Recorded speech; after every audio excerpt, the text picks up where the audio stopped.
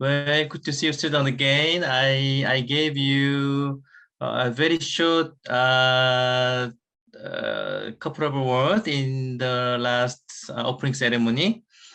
Um, I think I forgot one thing that I have to mention in the last time, which is I'm not sure how many students you are familiar with the Ewha Women's University. Simply speaking, in terms of the number of the students, there is only one women's university in the world who has larger number than Ewha, which is one women's university in Saudi Arabia. Okay, but that school has only undergraduate program. So I say that Ewha is the only university in the world having all the graduate programs, medical schools, engineering school, teachers college, law school, and more than 2,000 students. So that I have to mention in the last time. Okay. Anyway, Korean Peninsula, Northeast Asian region. Because of the time limit, I'm gonna give you only two things. Firstly, about the North Korean issue and the divided condition of the Korean Peninsula, okay? And secondly, I'm gonna share with you Northeast Asia international relations, okay? Something related to the Korean condition, okay? I know some of you from Germany, some of you guys from Canada. So each country, they belong to their own region, such as North America, Western Europe, Middle East, Central Asia. In case of Korea, in case of the Korean Peninsula, we belongs to Northeast Asia. Okay, Northeast Asia is one of the independent region in terms of having their own security order, having their own economic kind of complete condition and cultural characteristic feature. So that I'm gonna, mention you. Secondly, first one, after World War II, as I simply mentioned in the opening ceremony, after World War II, some countries, they were divided because of the international political factors. Okay, international political factors. So outcomes of the World War II, made divide Germany, kind of divided, not divided, but separated to China, and divided Vietnam, divided Korea, and divided Yemen. Yemen, by the way, Yemen has more complicated condition, but people in international relations normally count 5 countries who are divided because of the international political background immediately after World War II. And you know that Vietnam, they achieved the unification. When was it? Sometime early in mid-1970s. Officially, Vietnam achieved their unification in the year 1975. Germany, they achieved unification in a very peaceful way. Immediately, after end of the Cold War. Okay, so in the very interesting ending moment of the Cold War, Germany achieved their peaceful unification, okay? And Yemen, they achieved unification sometime around 1991.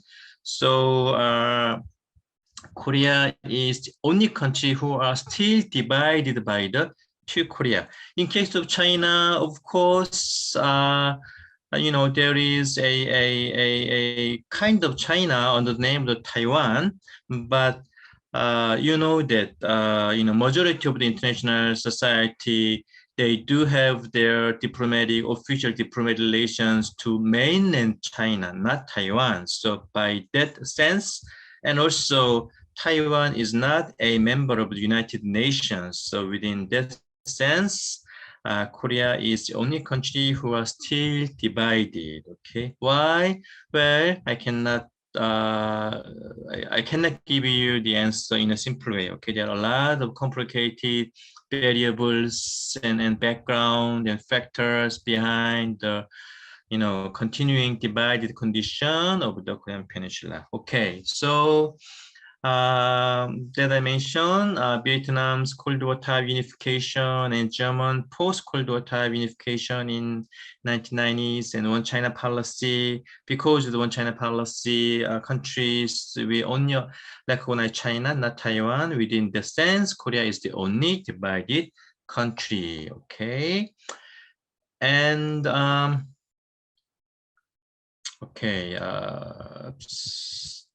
so after the end of the Cold War, okay, Cold War ended around 1991. You know that, okay? Why we have such kind of interesting name of Cold War? There was war between capitalist countries and communist countries, but there is no hard war. There's no direct military confrontation between US and Soviet Union. Therefore, people had such a interesting name under the Cold War. Okay, after the end of the Cold War, North Korea they got isolated and they have a serious, very serious crisis about their survival. Okay, so what happened in case of the Eastern or Central European former communist countries when they faced the end of the Cold War? What happened? Some countries in Latin America, socialist countries, when they faced the end of the Cold War, what happens? Former socialist countries, partly in Southeast Asia, when they faced the end of the Cold War, most of those countries choose either openness or economic development or social change, etc. As you see in case of Poland, as you see in case of many, for instance, Vietnam, okay? But what happened North Korea when they faced the end of the Cold War, when they had a serious problem of their survival, they choose over a careful consideration and thinking over and over. Finally, they choose nuclear weapons. Okay, for their survival, they choose nuclear weapons for their survival, which is very unique condition, unique outcomes on the case of the Korean Peninsula. Okay. Okay, so South Korea and the United States, and even including Japan, sometimes China, we did our best to stop North Korean nuclear program. Okay, I think Korean students mostly know that. I'm not sure about the foreign students. How many countries, how many nuclear weapon countries in the world? How many nuclear weapon owners in the world? People normally say 8 countries, okay? US, China, Russia, England, France, okay? And then India, Pakistan, Israel, okay? Those 8 countries, they have, they own nuclear weapons. So if international society recognize North Korea under the name of the nuclear weapon owner, North Korea is going to be 9th member, okay? Anyway, so they choose nuclear weapons, and United States, they did their best. South Korean government, we did our best to stop North Korean nuclear program for the last 30 years, okay? For the last 30 years. Simply speaking, we failed, okay? Simply speaking, we failed, okay? Why? Again, okay, why we failed to stop North Korean nuclear program? I can give you, 50 or 60 independent variables to explain the condition, okay? But simply speaking, North Korea, whenever they have chance, they say their nuclear weapons for their survival. Okay, for their survival, because of their nuclear weapons, their nuclear weapons stop any American military action against North Korea. according to their logic. I'm not sure the logic is true or not. According to their logic, they say that because of North Korean nuclear capability, no one attacked to North Korean territory. So eventually, such kind of condition prohibit any war condition on the whole Korean peninsula, according to their logic, whether you like it or not. Okay. So again, according to their argument, their nuclear weapons is kind of their survival. Okay, but what happened in terms of South Korean approach, in terms of united approach to stop North Korean nuclear program? Mostly for the 3 decades, we suggested, simply speaking, we suggested money, we suggested food, we suggested economic assistance, we suggested human aid. Okay, money or food or economic assistance or any humanitarian aid, definitely they are very attractive to North Korea.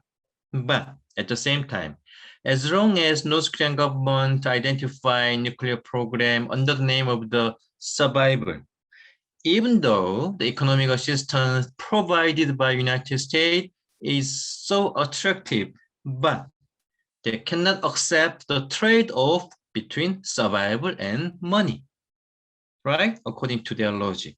So, all the kind of the previous suggestions and negotiation process and talks and diplomatic relations between South and North Korea, between US and North Korea, between North Korea and Japan, failed all the time for the 30 years.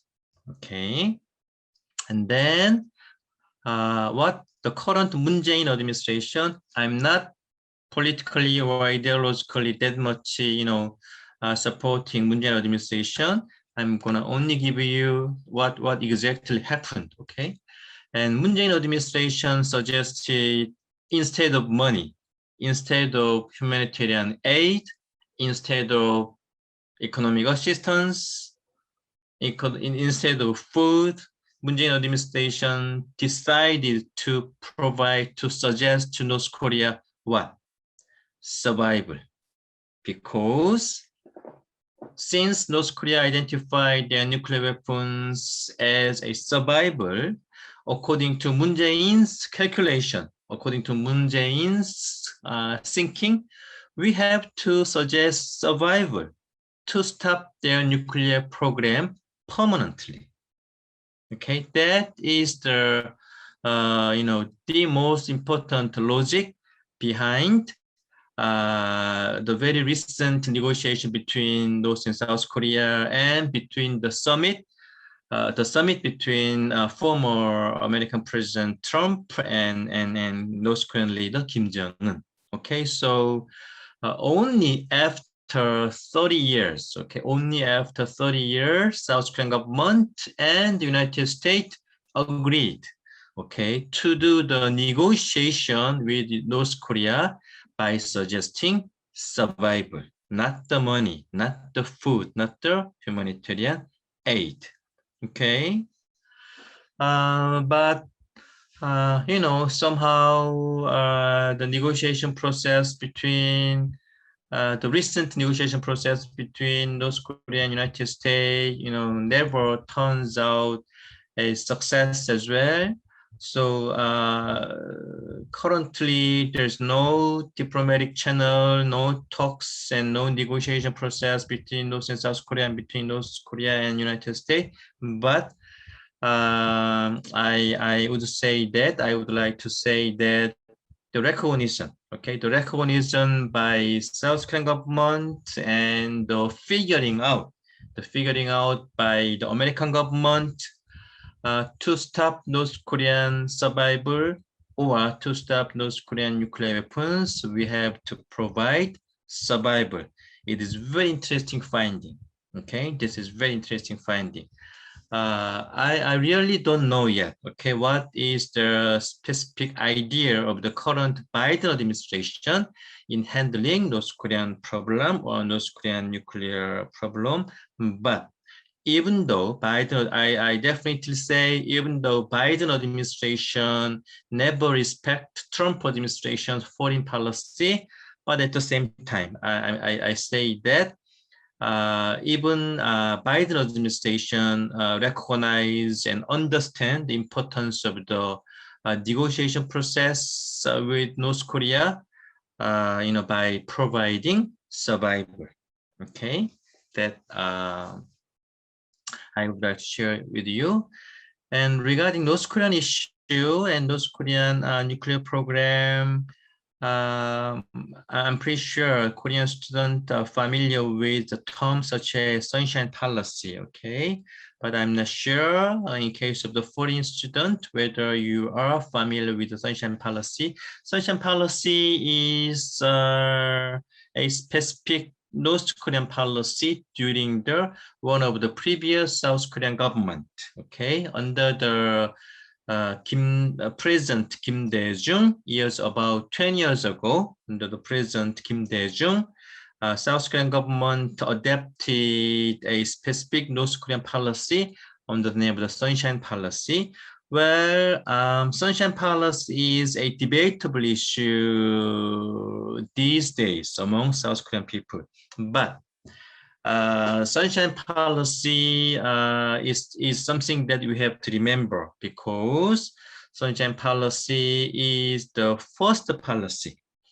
South Korean Kim Dae-jung administrations about 10 years ago, sunshine policy was the first approach to North Korea after the Korean War, which was 1950. After the Korean War, first approach to North Korea,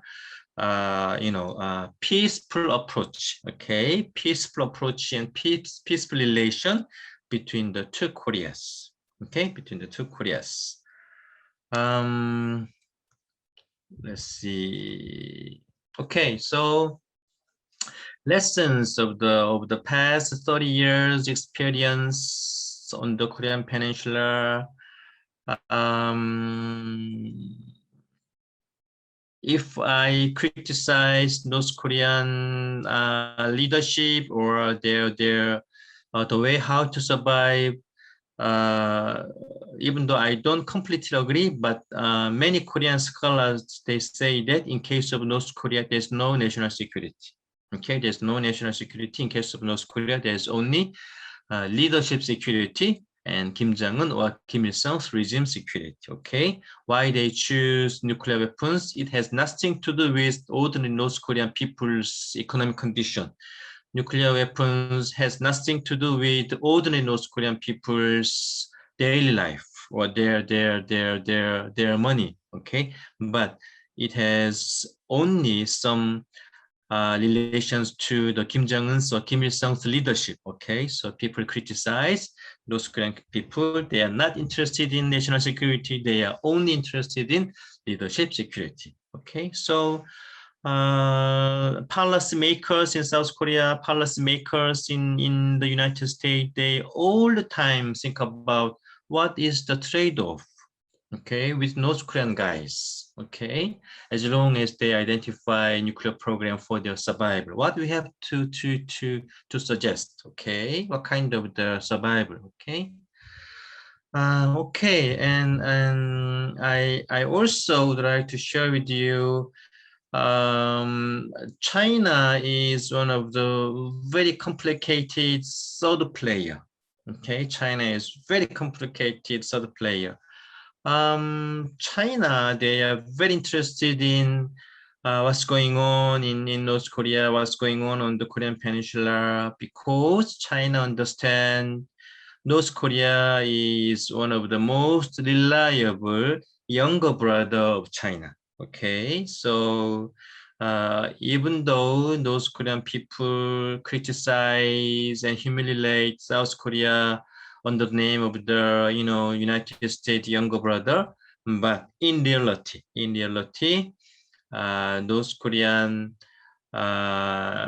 closeness between China and North Korea is, strong enough, and China engage all the time to the North Korean issue and the security condition on the Korean Peninsula. Okay, so sometimes China is a beneficiary factor to secure stability on the Korean Peninsula, but at the same time, sometimes China is a negative factor, negative player in terms of the solving the North Korean issue, as you can easily imagine. Okay. Okay, let's move to okay, why they are developing new survival. Okay, whatever you believe on. Okay, let's move to Northeast Asian relations. Okay, somehow I'm not sure you are familiar with the geographic condition of the Korean Peninsula, okay? Why don't you take a close look at the map of the Korean Peninsula? Korea surrounded by the major powers, okay? Major powers. Even though United States locate over the ocean, but we normally we consider United States as a key player in Northeast Asian international relations. So Korea, South and North Korea surrounded by 4 superpowers, and we have nothing. South Korea, we have only population. Okay, we have only population and very tiny territory, small territory, and a kind of the island. Okay, but Korean Peninsula also advantageous point in terms of geographic condition because Korea locate between Western and Asian civilization. So Korean people, we are pretty good in adapt positive outcomes of both Western civilization and Asian civilization. And also South Korea located between ocean power and continental power. That means, sometimes South Korea do a interesting role play between, ocean power and continental power. Okay. And I'm not sure how many foreign students are familiar with the Korean history, but over more than 2,000 in Korea, over 2 or almost 3,000 years, there used to be critical major wars on the Korean Peninsula. Okay, by saying major wars, more than 1,000 years, key players such as China, key players such as Japan, they had war on the Korean Peninsula, okay, 100 or 1,000 years ago. So naturally, I mean, geographically speaking, Korea is, I would say, that very attractive to many, key players in the world. Okay, so the current divided condition of the Korean Peninsula and current North Korean issue also major issue to those superpowers such as US, China, Japan, and Russia. Okay, so to completely and peacefully solve the North Korean problem, a careful and thoughtful consultation with those major powers is very critical condition for achieving peace on the Korean Peninsula. Okay, so South Korean government, we do a lot of things to keep a close negotiation between US and South Korea, and also South Korean government, we do pay a serious attention to keep a close discussion channel between Korea and China as well. Okay. Okay. Oops. This is simple. Okay. Okay, one more thing. Okay, one more thing that I would like to share with you. I know in this room, the majority of the students from Europe. Okay, I do understand many of you are from Germany. Some of you guys are coming from European countries. So after World War II, many of the European students, you know that the peaceful achievement of the European countries integration, okay, under the name of EC or under the name of the currently EU, European countries successfully achieved step by step for a kind of the political, kind of the social regional integration. Okay, such kind of integration was possible because of the economic interdependence. Okay, European countries integration, European Union. Well, it might be a debatable issue, but many people agree that European type of the integration was mainly possible, mainly because of European countries' economic interdependence. Okay, but if you think about the same condition and same happening in Northeast Asia, I mean, in terms of the economic interdependence, Korea, China, Japan, we are kind of one economic unity. Okay, we depend a lot. Okay, economic conditions, social interdependence, and daily business activities, Japan, China, Korea, we do a lot of things together. But differently from European case, in case of China, Japan, Korea, economic interdependence and economic closeness has nothing to do with regional integration or political transparency or political trust, whatever. Okay, so it is very interesting condition, interesting happenings in case of Northeast Asia.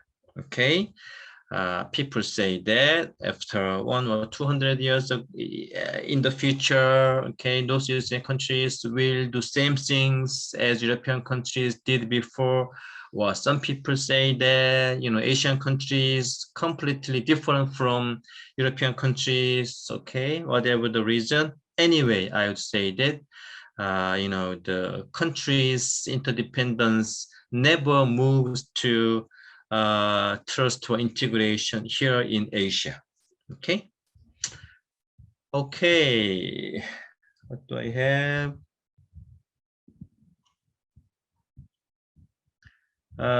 Korea, Northeast Asia. Okay. So I know. I don't know when it is, but I only know someday Korea will peacefully achieve unification as Germany did, years ago. Okay, I definitely say that in the future, Korea achieve peaceful unification and unified Korea will be one of the key players, not only in Asia, in the world. Okay.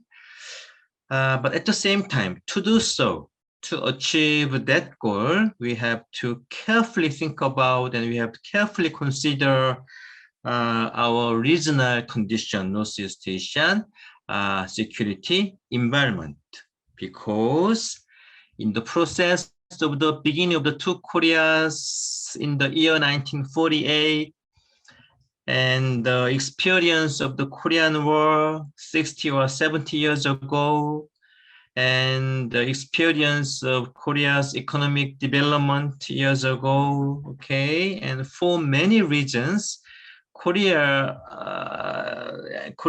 political and economic conditions depends on outsiders. Okay, it has. I cannot say I like the condition. I don't like the condition. It has nothing to do, with my personal, way of thinking or preference. Okay, South Korean political condition, economic condition, social activity. Somehow, we do a lot of interaction outside of Korea. Okay, so the peaceful, unified Korea in the future is a critical changing factor of the Northeast Asian regional condition. Okay, so in the process to achieve the unification on the Korean Peninsula, we have to talk a lot of things, and we have to communicate a lot, and we have to listen to outsiders' opinions a lot, and so on. Okay, so I would like to share that with you, and at the same time you have to pay some attention what's going on the Korean Peninsula in the future.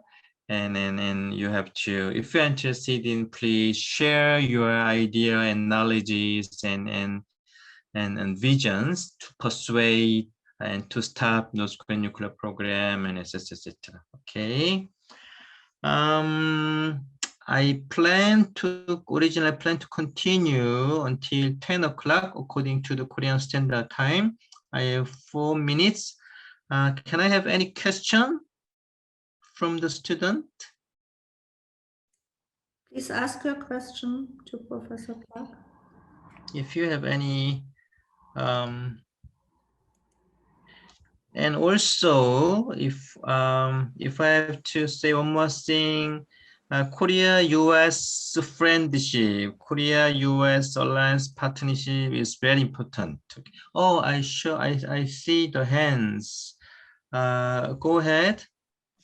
Professor Park, I would like to ask you, from your perspective, what do you think, on what basis Korea can be reunificated?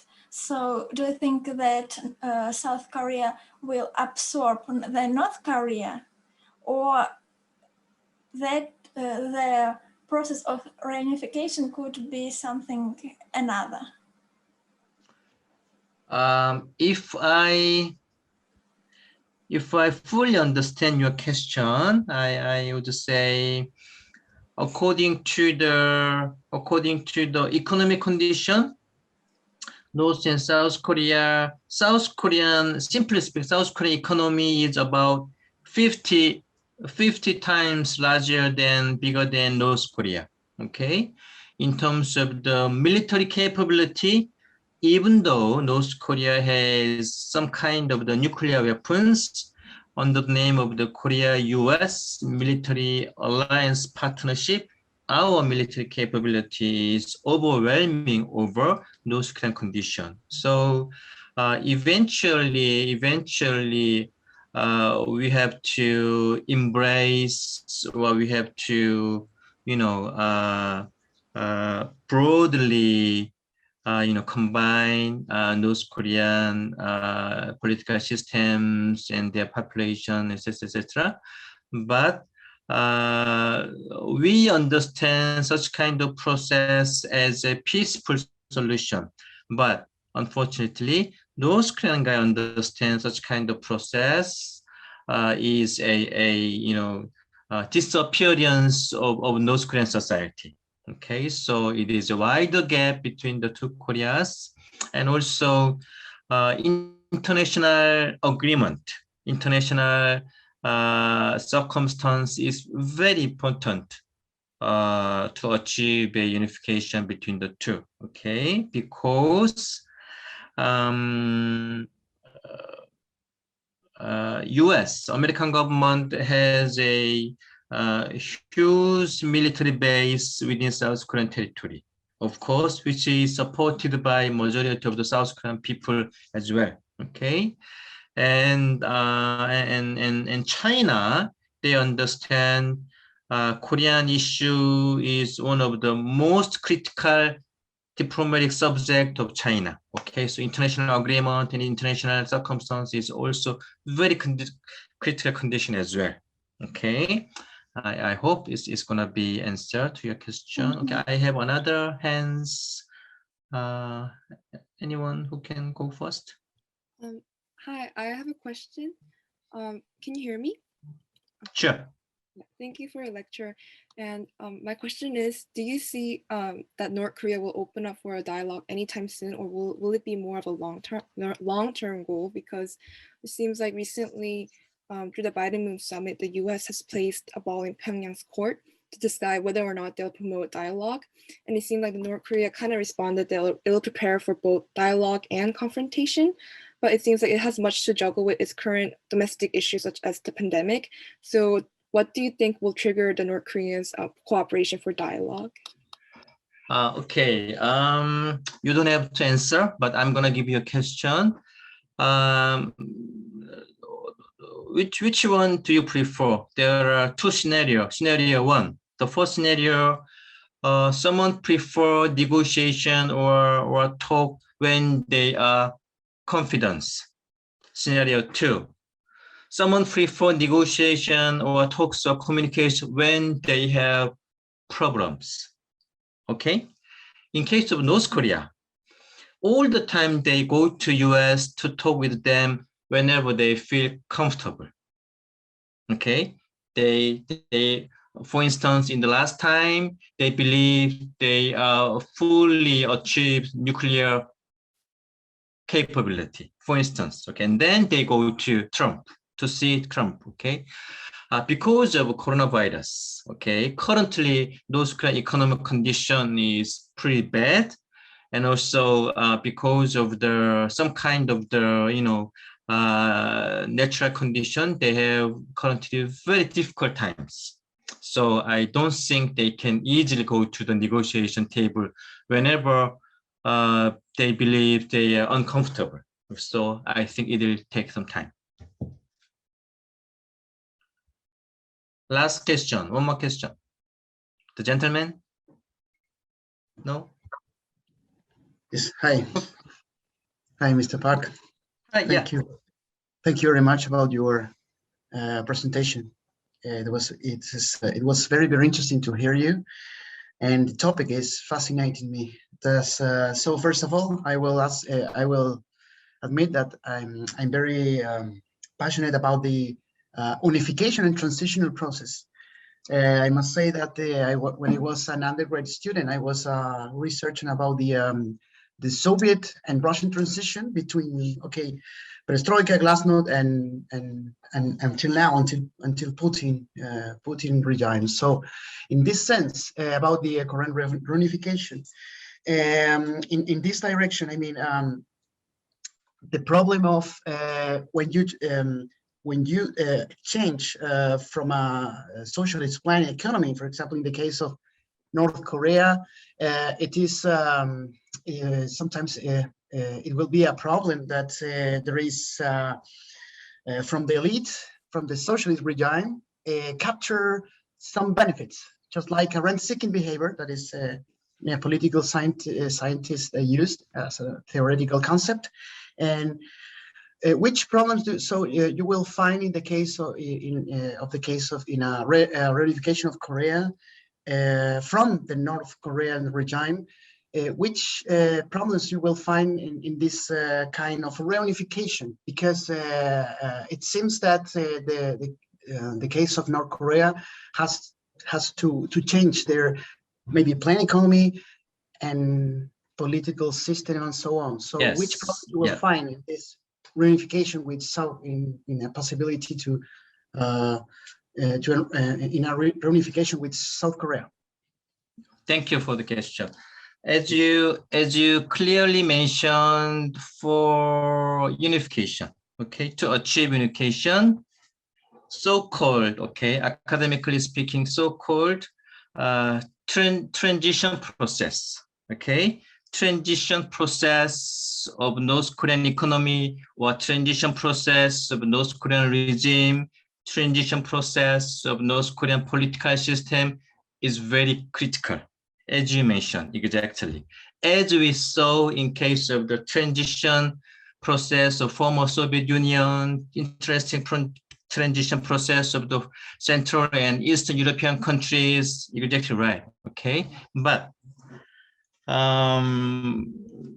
the uniqueness of North Korean condition or uniqueness of North Korean regime is, after beginning of the current North Korea, which was 1948, there's no leadership change, or there was no, government change, or there was no regime change. There's only one family leadership under the name of the Kim's family.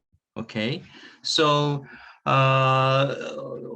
why such kind of uniqueness is possible? We need a lot of independent variables. Okay, so anyway, so transition process is very important, but currently I'm a little bit skeptical about the possibility of the transition process of North Korea as Russia experienced, as European countries experienced. Okay, the only thing to change the North Korean regime is, I think, the outside the powers of US and China.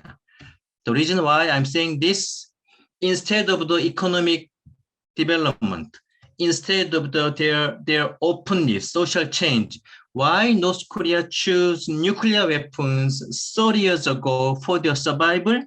Because according to my interpretation, because North Korea believed as long as they have the nuclear problem, US and China continuously intervened Korean Peninsula.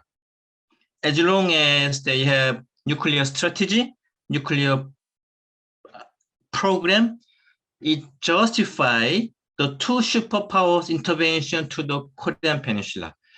They calculated, North Korean calculated such kind of condition, and they prefer superpowers participation to the Korean politics. Okay, as long as they continue such kind of way of thinking and strategic decision, transition process is not easily to achieve. Okay, thank you for the question.